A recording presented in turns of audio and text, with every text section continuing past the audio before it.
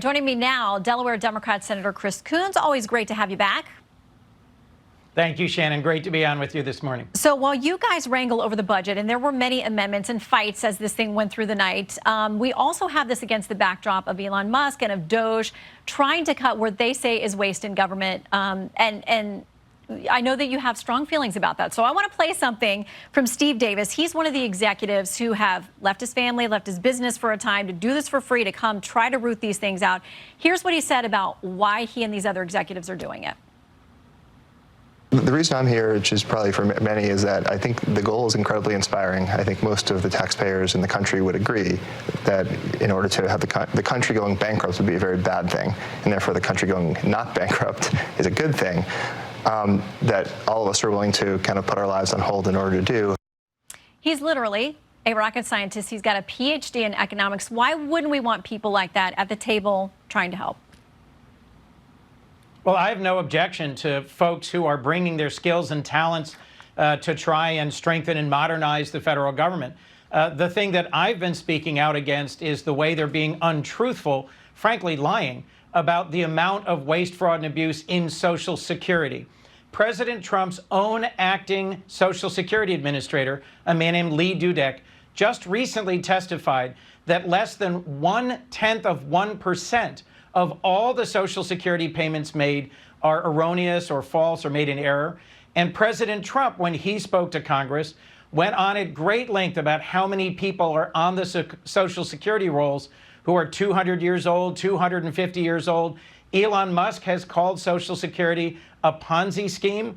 And the truth is, nobody who is in the Social Security system of an age over 115 gets any payments. And as Lee Dudek said, there are very, very, very few false or erroneous or wasteful payments.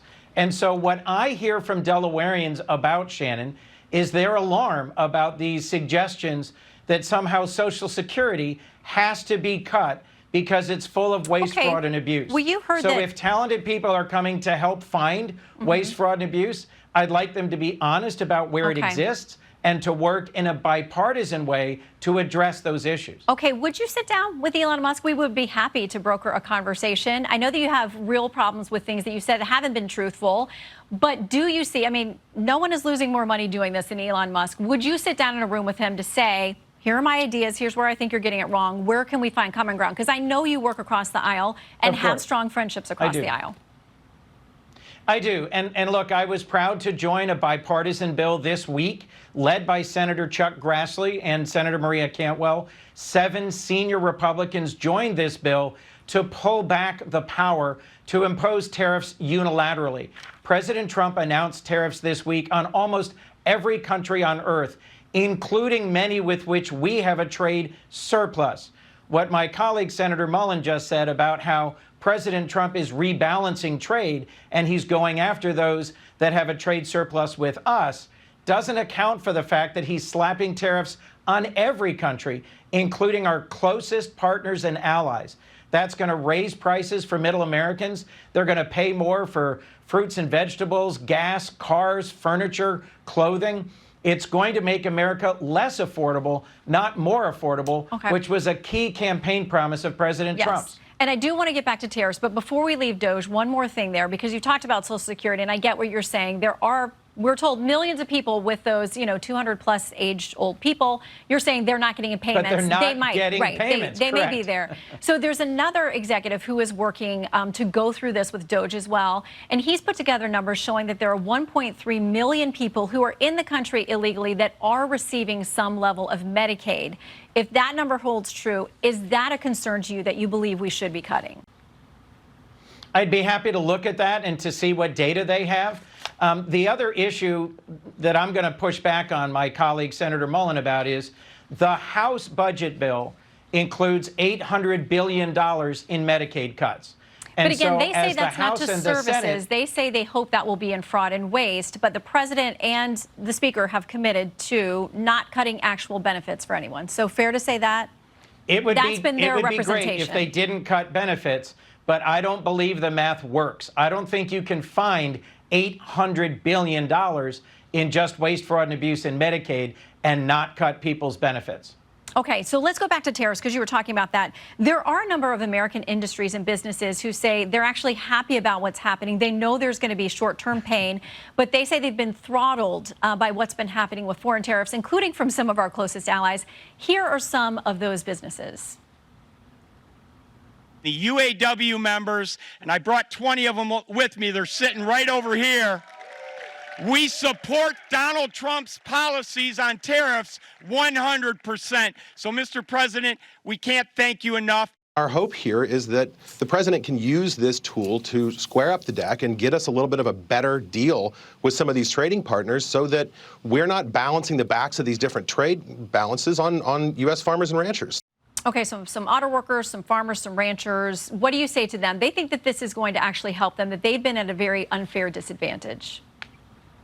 I would say to them that targeted tariffs that are clearly focused on a few countries where we have bad trade practices, deep trade imbalances, can be smart economic policy and can help protect American farmers and ranchers and American manufacturers. That's not what Donald Trump is doing. He's slapping massive tariffs on almost every country in the world, and it's hard to explain or justify some of the tariffs he's imposing. In the coming weeks and months, when millions of Americans see their 401ks dissolve, the stock market lost 10% just in the last 2 days of last week, and when hundreds of millions of Americans pay more for everything that they need for daily living, the groceries that they buy and the food that they put on the table and the cost of housing, I think they're going to be upset. And I think we're going to see long-term, broad economic damage, not for a few targeted industries or companies, but across the entire American landscape. And if that happens, there may be a midterm price to pay for Republicans. So we will see. But before you go, there will. I want to make sure we get you to respond to this. You're a longtime defender of President Biden. You were co-chair of his national campaign. This week, we're learning something coming out in a new book. They have a lot of quotes from former White House Chief of Staff Ron Klain talking about how much the president deteriorated during his term. He was tired, confused, didn't understand the arguments that President Trump was making on issues like inflation, that he was, quote, out of touch. The Daily Beast says this.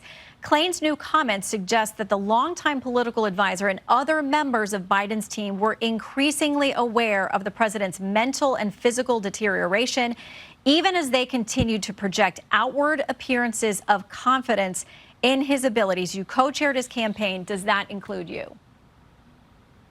I was shocked at what I saw on the debate stage, the performance President Trump and President Biden had debating each other. I had frankly never seen what that quote suggests about President Biden's abilities. But frankly, Shannon, I haven't taken the time to read whatever's come out about this. I've been very busy this past week. As you mentioned, we stayed up all night Friday night debating and voting against the DOGE cuts, against the Republican budget bill, and speaking out against the tariffs. I'm happy to come back and do a future interview about whatever quotes come out in future books. But right now, I'm focused a lot less on retired private citizen Joe Biden and a lot more on how President Trump's tariffs are going to hurt middle Americans. Okay. Senator Coons, come back soon. Always appreciate your time.